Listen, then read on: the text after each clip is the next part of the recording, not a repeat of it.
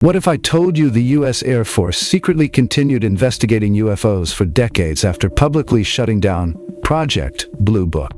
A declassified 1969 memo from a brigadier general, fresh off managing NASA's Apollo lunar module, reveals that reports of unidentified flying objects, which could affect national security, were deliberately hidden from the public program. And FOIA documents show military personnel guarding nuclear weapons, describing encounters with terror that shattered their bureaucratic composure. Why did a massive statistical study prove 22% of cases were genuine unknowns, only for the Air Force to publicly claim it was 3% and UFOs didn't exist at all? The same scientist who helped debunk UFOs for the government later admitted the investigation was rigged, calling it the Society for the Explanation of the Uninvestigated. So what were they really tracking? And why does a former French government UFO chief now believe the evidence points to extraterrestrial origins? The files are open. The pattern is undeniable. Let's examine what they didn't want you to see.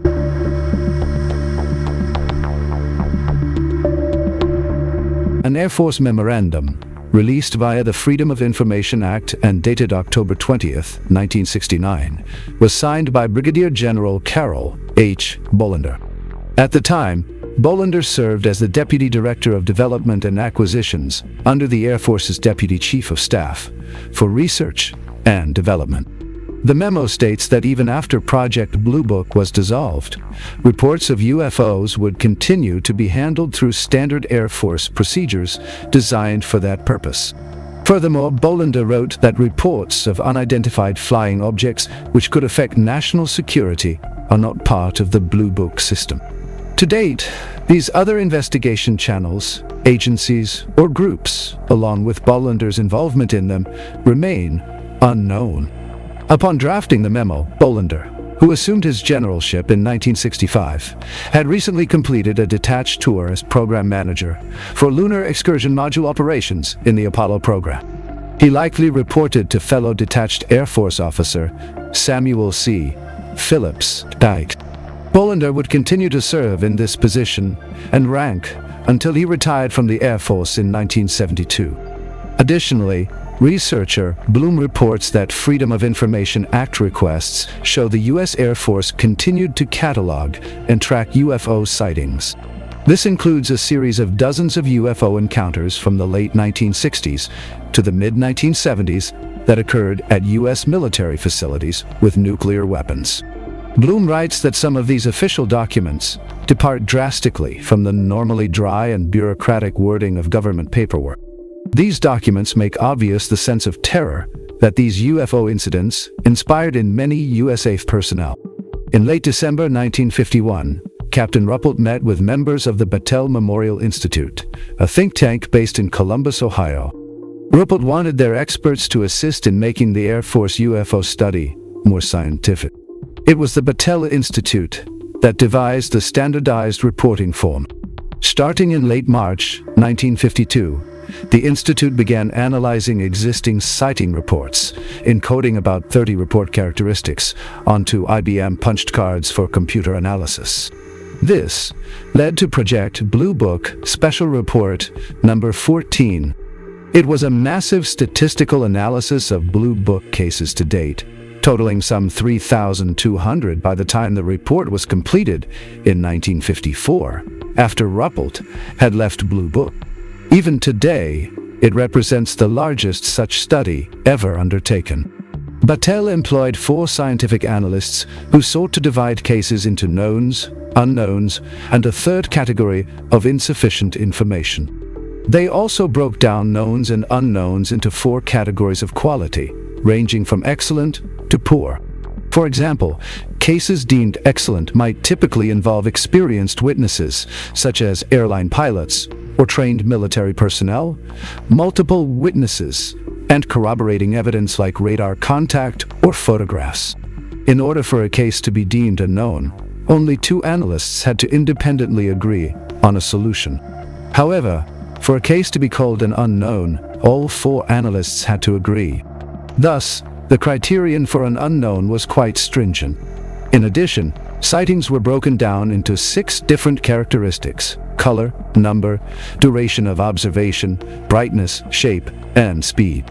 These characteristics were then compared between knowns and unknowns to see if there was a statistically significant difference. The main results of the statistical analysis were revealing. About 69% of the cases were judged known or identified. Of those, 38% were considered conclusively identified, while 31% were still doubtfully explained.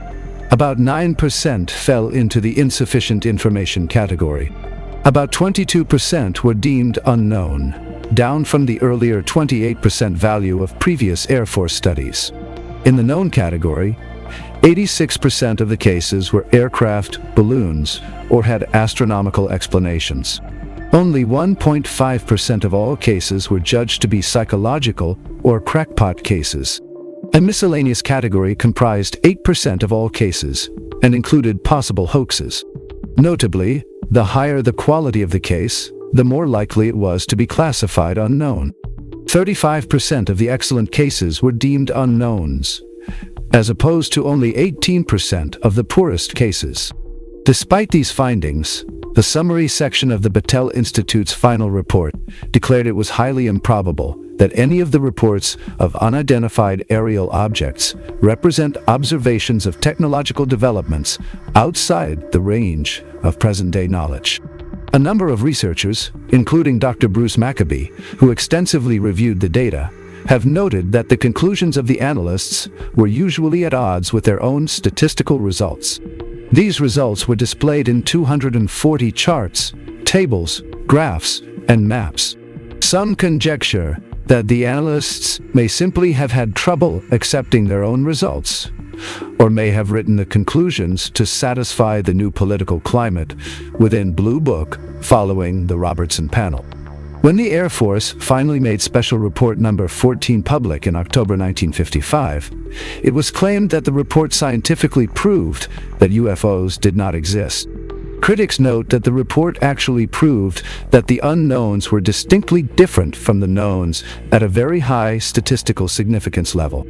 The Air Force also incorrectly claimed that only 3% of the cases studied were unknowns, instead of the actual 22%. They further claimed that the residual 3% would probably disappear if more complete data were available. Critics counter that this ignored the fact that the analysts had already thrown such cases into the category of insufficient information, whereas both knowns and unknowns were deemed to have sufficient information to make a determination.